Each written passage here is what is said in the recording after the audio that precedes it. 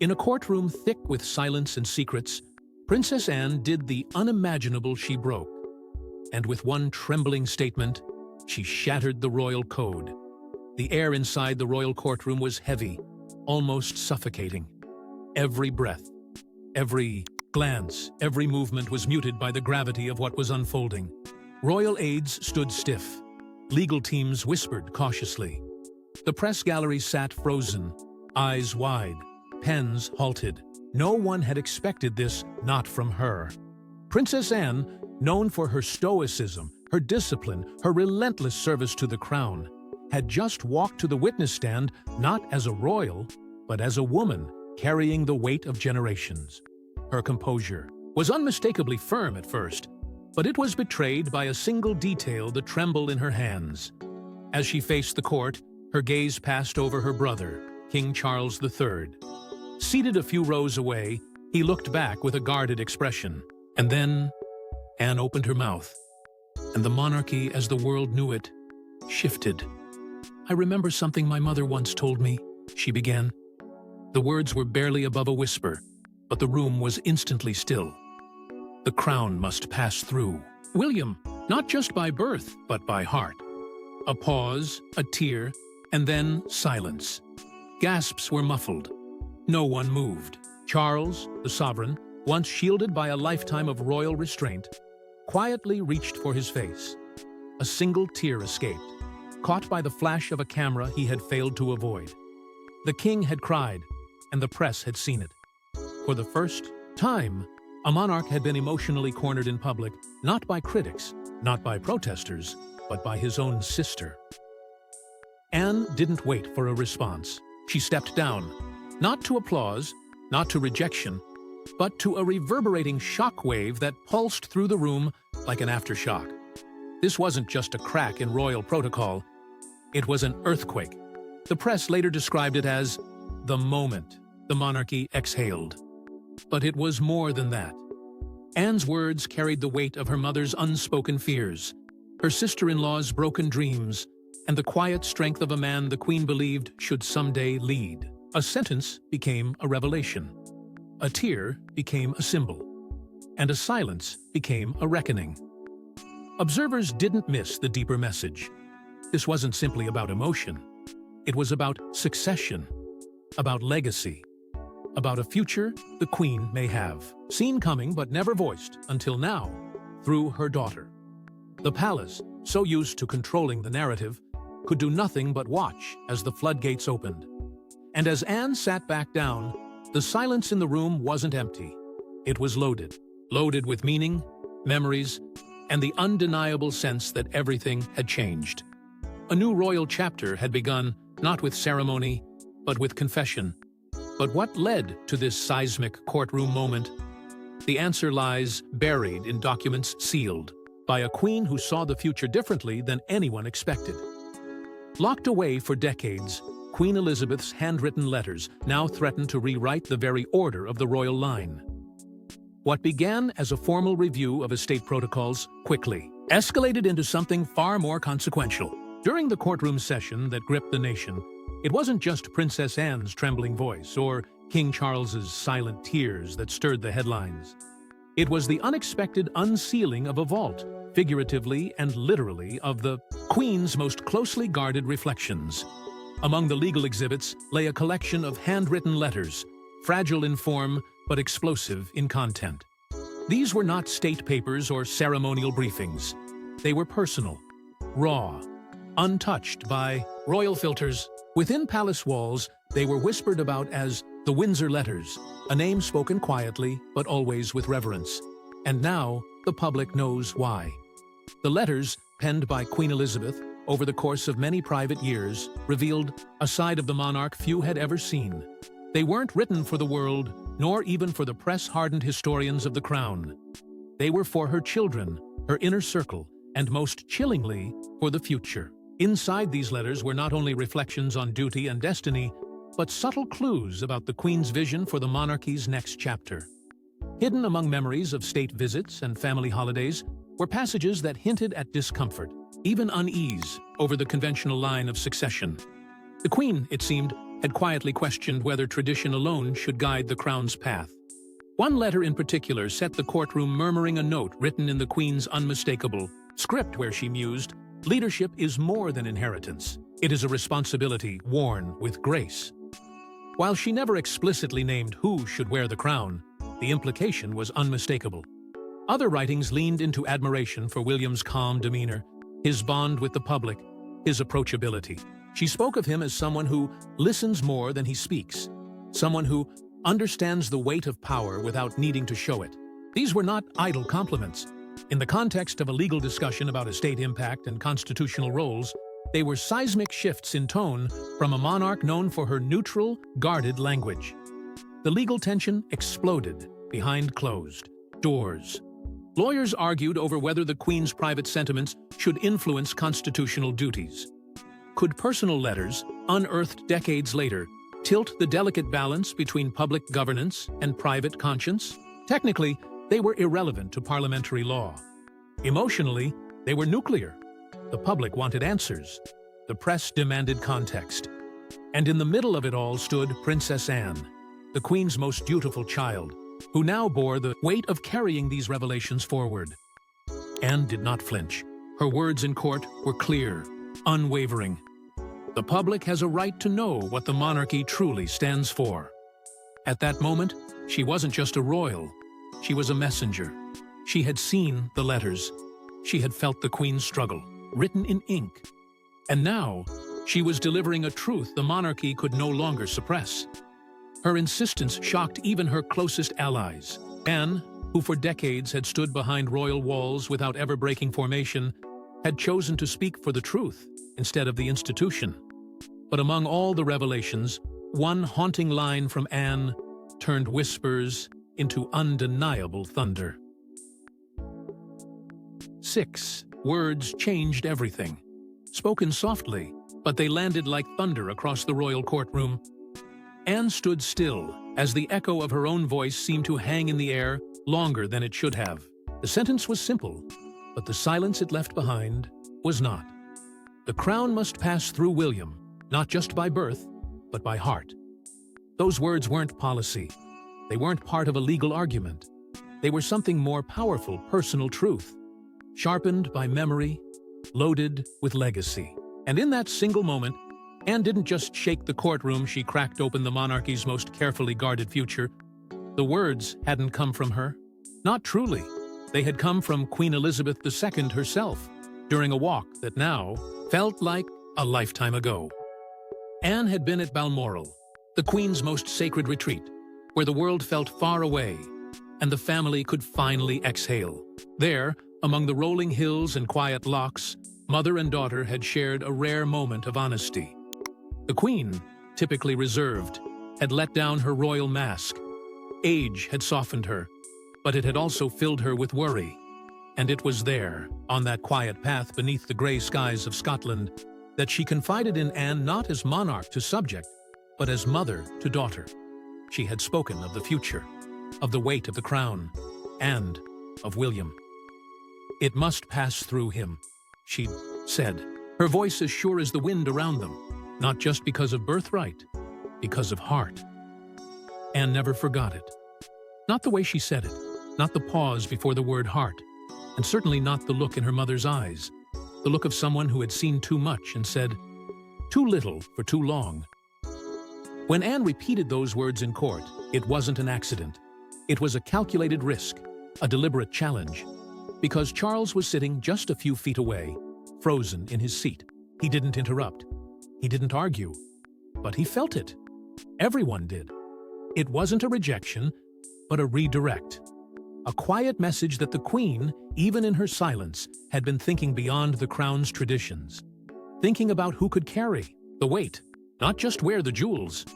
The words didn't only strike Charles, they struck the world. For decades, the monarchy had been defined by bloodlines and birth orders.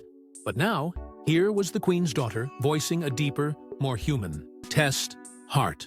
And while it may have surprised many, it echoed something that had once been whispered in other circles by another royal gone too soon.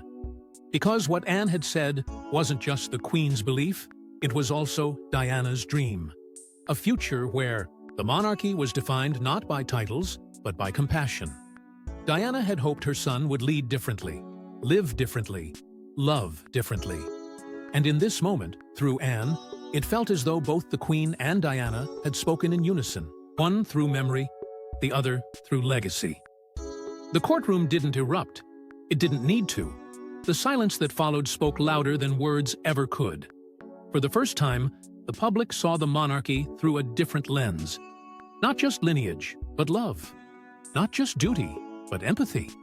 And standing at the heart of that shift was William. But Anne wasn't speaking just for herself, or even her mother. She was also honoring a silent friendship, long misunderstood. They were painted as opposites, but behind palace walls, Princess Diana and Anne found common ground in quiet rebellion. To the public, they were day and night. Diana, the glamorous, emotional, media magnet. Anne, the no-nonsense, tight-lipped pillar of tradition. Tabloids crafted stories of rivalry, contrasting their every move, fashion choice, and facial expression. The press painted Anne as cold, resentful of Diana's popularity. Diana, in turn, was portrayed as too modern, too unpredictable for Anne's rigid royal worldview. But like most royal myths, the truth was far more complicated and far more intimate. Beneath the frosted formalities and public smiles, there was a bond. Not loud, not performative, but forged in something far deeper than protocol. It was born in survival. What few saw were the late-night phone calls when the palace lights were low and the cameras were gone. The quiet walks through Windsor's gardens, away from watchful eyes. The short but meaningful notes Anne would leave, for Diana were never emotional on the surface, but carrying messages of solidarity only another woman bound by royal duty could understand. They both knew what it meant to be misunderstood. They both knew how it felt to be trapped in a system that demanded silence, even as it crushed them from within. When Diana's marriage to Charles began to unravel, the world watched the drama unfold in headlines. But Anne didn't join the chorus. She didn't speak publicly, didn't offer grand gestures. Instead, she did something far more telling than she listened. In private, she offered advice, support, and when necessary, the kind of hard truth only a sister-in-law could deliver. There were reports, later confirmed by palace insiders, that Anne was one of the few who refused to judge Diana during the breakdown of her marriage. And when the pressure became unbearable, when Diana found herself more alone than ever, it was Anne who stood beside her, not in front of cameras, but in the quiet halls of Windsor, behind closed doors, where true loyalty isn't seen, only felt. After Diana's death, Anne never gave a statement that drew headlines.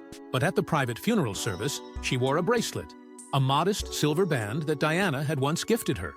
She wore it beneath her sleeve, where cameras wouldn't catch it, but where her heart knew it was there. A silent tribute, a whispered farewell. And years later, in that courtroom, when Anne echoed the Queen's hope that William would lead with empathy, not just entitlement, those who remembered that quiet bond heard another voice in her words, Diana's. Anne's statement was more than a message. It was vindication for Diana, who had once dared to suggest that the monarchy needed more heart. For a future where titles meant less and humanity meant more. Anne hadn't just confirmed the Queen's faith in William, she had honored Diana's dream for her son. A dream that the crown could evolve, soften, and serve rather than command. That moment in court wasn't just for the monarchy. It was for Diana, for everything she endured, and everything she never got to finish. But her alliance with Diana wasn't without cost, especially in her lifelong complicated relationship with her brother. Raised in the same palace, but destined for different paths, Anne and Charles were never truly close. From the outside, they were the perfect royal siblings, the dutiful daughter and the future king. But behind the castle walls, beneath the perfect portraits and choreographed appearances, a quiet divide grew. Not out of scandal, not even out of rivalry, but out of something colder, emotional distance. Charles, the sensitive heir, sought meaning in poetry, in causes, in philosophy.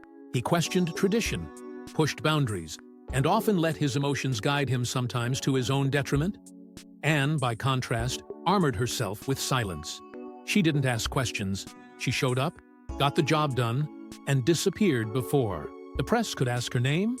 She was the embodiment of royal discipline. He was the dreamer born into duty. As children, they shared the same nannies, the same palace rooms, the same rigid schedules. But even then, they were emotionally miles apart. Charles turned inward, often escaping into books and classical music. Anne turned forward, her eyes always fixed on the next task, the next obligation. They rarely played together, rarely laughed together. The weight of expectation didn't just fall on Charles as heir, it landed on Anne too. Only hers came without the fanfare. Her loyalty was assumed, never celebrated.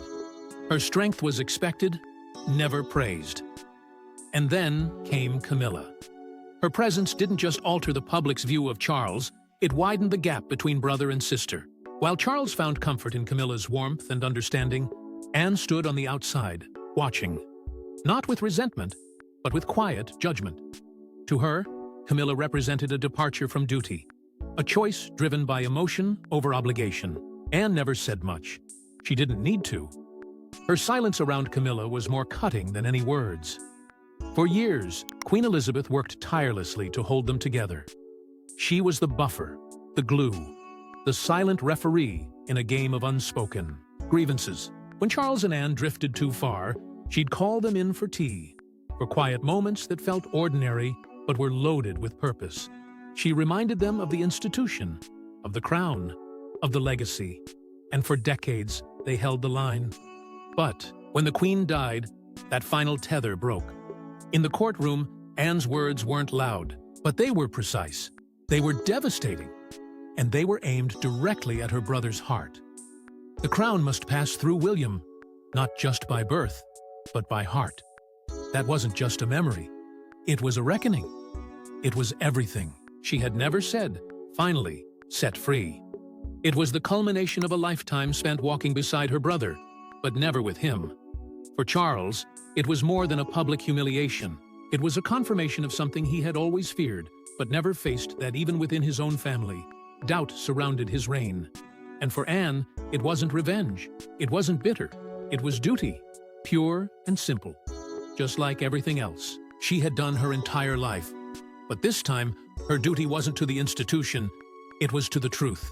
And just when the world thought Anne had nothing more to say, she dropped one final revelation about the woman the Queen truly trusted.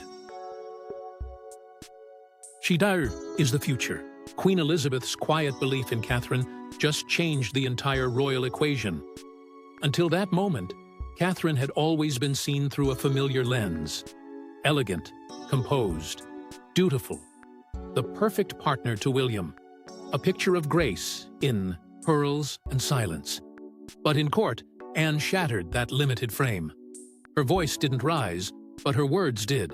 "My mother saw something special in Catherine," she said calmly. "Something enduring." The room stilled. Everyone leaned in, not because of Anne's tone, but because of the weight behind it. This wasn't royal courtesy. This was a queen's hidden truth finally unveiled. And it came from the lips of the one woman who had never strayed from service. The Queen, it turns out, hadn't just admired Catherine. She had trusted her. In private, she had confided in Anne, using words no one expected to hear from the monarch so known for restraint. "Catherine is not just dignified," she had said. "She is steady. She is the future." That statement, long buried in royal confidence, was now public record. And in that single sentence, the entire perception of Catherine shifted from accessory to anchor, from supporting role to cornerstone. To Anne, this wasn't a revelation for drama's sake. It was a strategy. It was a success. It was a legacy. And the court heard it loud and clear. But the person who heard it loudest, who felt it deepest, was Charles.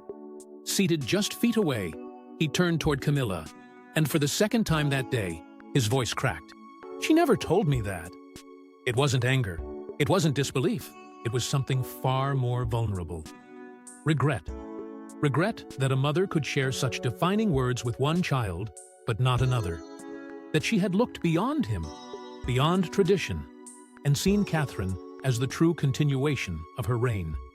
For Charles, it wasn't merely a matter of being passed over. It was the realization that his mother had prepared a different path for the crown, a path that didn't start with him, but with the generation after him. A monarchy not simply carried by duty, but powered by connection. Catherine's rise had been gradual, quiet, unassumed. And yet, here, in this courtroom, it surged forward like a tidal wave no one could stop. The public had long loved Catherine, but now they began to see her differently. She wasn't just the elegant Princess of Wales. She wasn't just William's wife. She was the bridge between old and new, between a monarchy ruled by expectation and one shaped by empathy. Anne's statement wasn't flattery. It was a transfer of trust. And in the Queen's absence, that trust became everything. Because once that belief is spoken, it can't be undone. The torch had been passed not in a grand ceremony, but in a simple recollection, and the fire it lit would burn through everything the monarchy thought it understood about its future. For Charles, this wasn't just testimony, it was heartbreak. And his reaction said everything.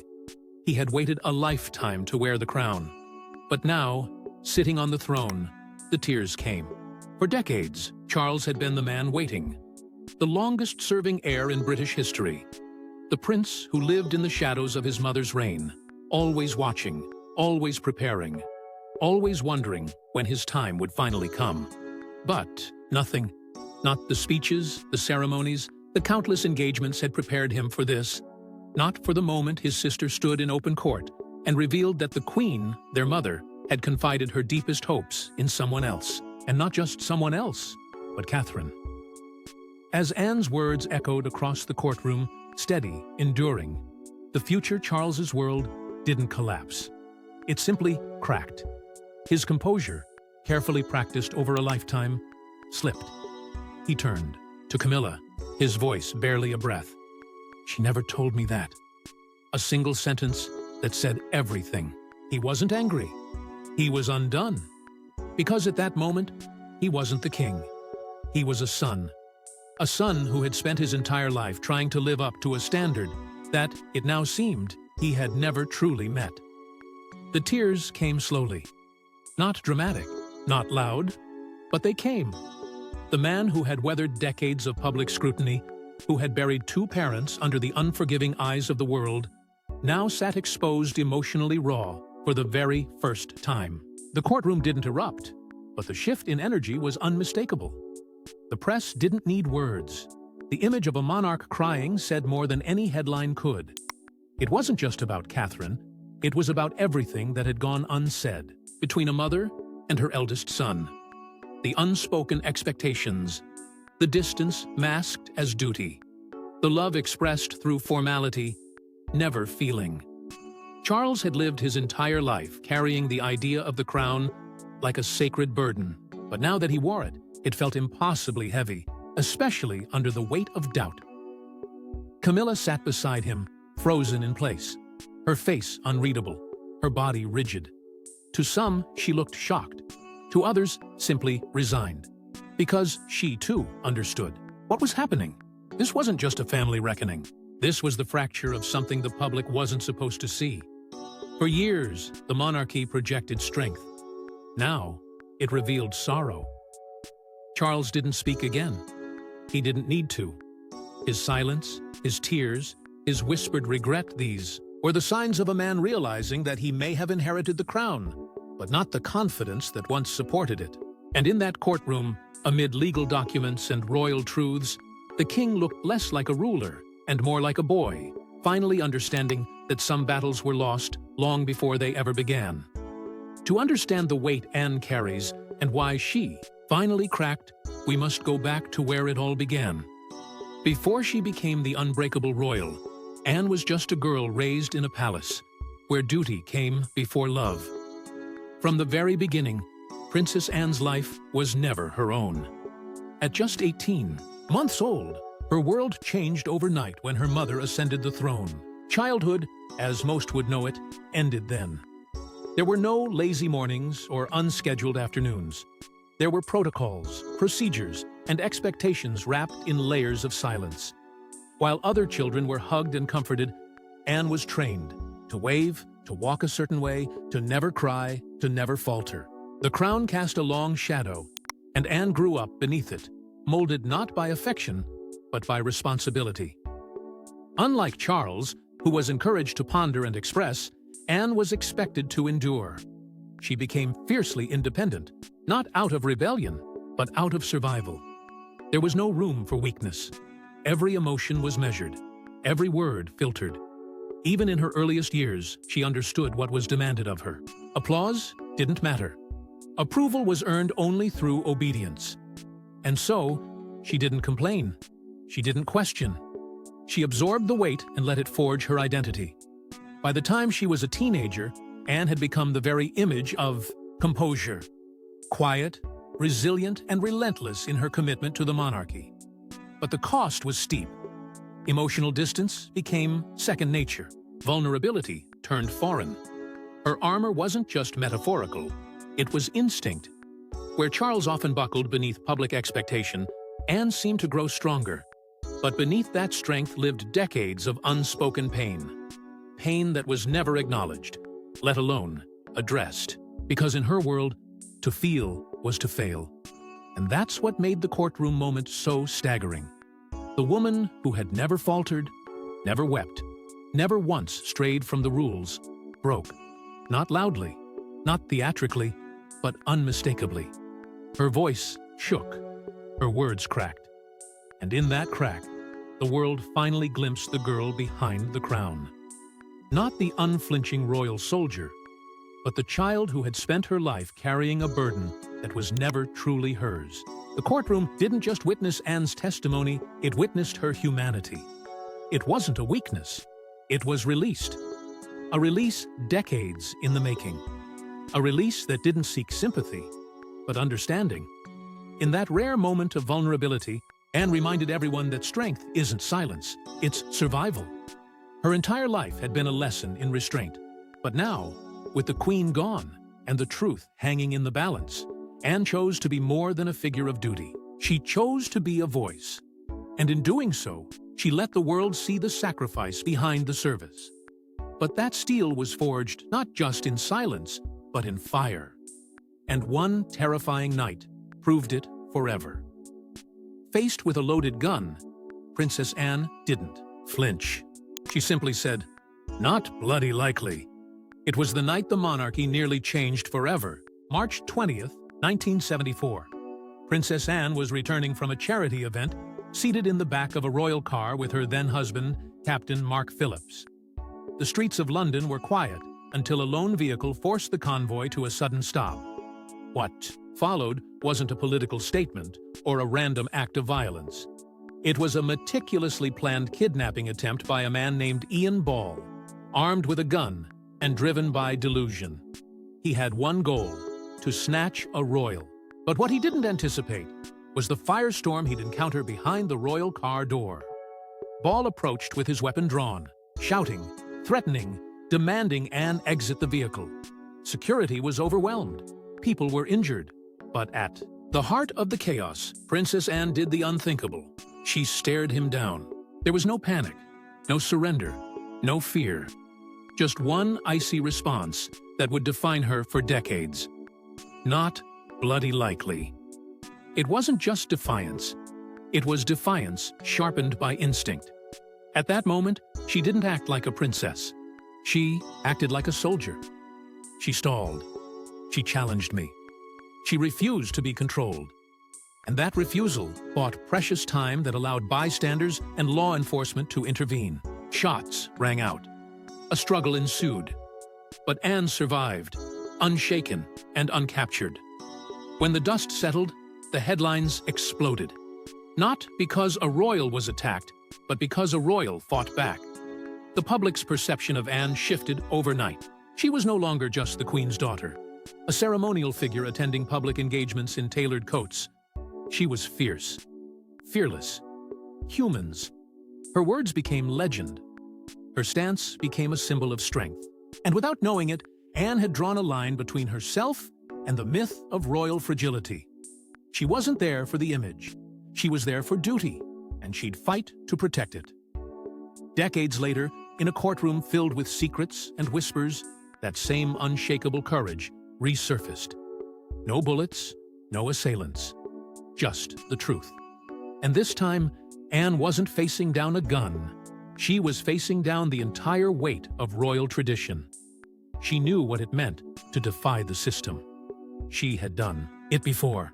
And just like in 1974, she didn't blink. She stood tall, revealed private truths, and let the world see that bravery isn't always found on a battlefield. It's sometimes found in a whisper. Her courage that night on the streets of London was the foundation. But her courage in court, that was evolution. The world now understood that Anne's strength was no accident. It was earned, tested, and refined in fire. A strength she would now use to protect someone else. A woman rising quietly into her own spotlight. Because Anne's boldest words weren't spoken in defiance, they were spoken in faith. And it's that same courage Anne invoked again this time, to spotlight a woman who now carries the hopes of the monarchy. She was once just Kate. Now, she's the crown's last best hope. For years, Catherine quietly played her role graceful, polite, precisely measured in every appearance. She smiled when expected, stood beside William in silence when required, and never once hinted at ambition. The press loved her for her poise. The palace loved her for her predictability. But what no one realized was that beneath the layers of royal polish was a woman quietly learning how to lead not through power, but through presence. And now, with the monarchy at a crossroads, that patience has transformed her into something far greater than anyone expected its future. Anne's public endorsement was more than a passing comment. It was a signal, a passing of the moral scepter. By placing Catherine in the same breath as the Queen's private hopes, Anne wasn't just echoing tradition, she was rewriting it. Because Catherine is not the monarchy's heir by blood, but she is becoming its heir by purpose. Where the old guard ruled through distance and ceremony, Catherine connects through empathy and resilience. She visits hospitals, shelters, and schools, not for cameras, but for understanding. She speaks about mental health not as a slogan, but as a mission. And in every quiet act of compassion, she redefines what royalty can be. The palace has always been slow to change. Bound by centuries of custom and silence, it rarely allowed the people to see anything raw, anything real. But Catherine is different. She's not bound by the same scars of upbringing that shaped Anne or Charles. She wasn't raised to serve, she chose to. And that choice is what makes her powerful. Because while others wore the crown because they were born to, Catherine is proving she can carry it because she's earned it. Anne saw it. Long before the court heard her speak, she saw in Catherine's eyes the steadiness, the strength, the ability to endure without losing humanity. And when Anne stood in that courtroom, her words weren't merely reflective, they were strategic. She was shaping the path forward. In a monarchy that has long struggled between image and substance, Catherine is becoming both. And with that comes a rare opportunity, not just for stability, but for rebirth.